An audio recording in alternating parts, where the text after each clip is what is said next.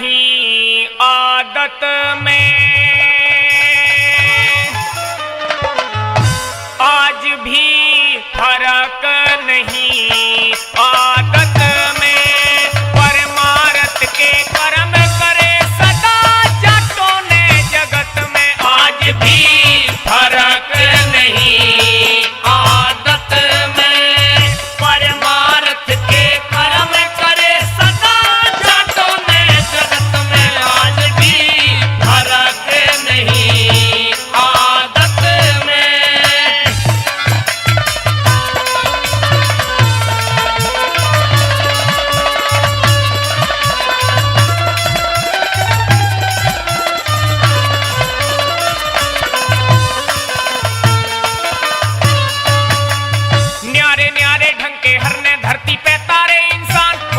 बतावे मानस जहाँ तक हो जिसे ज्ञान, बड़े बड़े सूरवीर धरती पे परचम के भान। वर्ण का है पक्का जाट जानता है श्यानमान, वर्ण का है पक्का जाट जानता है श्यानमान, वर्ण का है पक्का जाट जानता है श्यानमान। कोई कर लो लाख उपाय मगर बई, कर लो लाख उपाय मगर बई झूठ मिले ना सत में, आज भी फर्क नहीं आदत में। अरे है जी आज भी फर्क नहीं आदत में।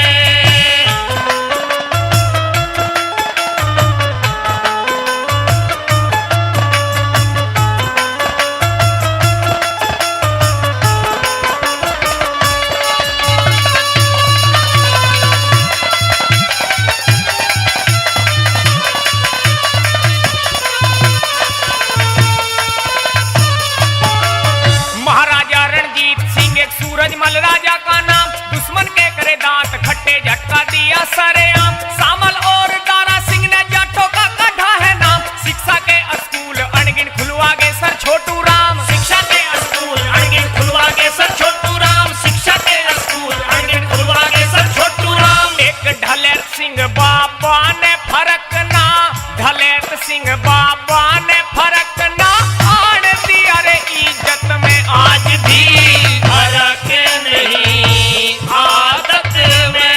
अरे है जी आज भी फर्क नहीं आदत में।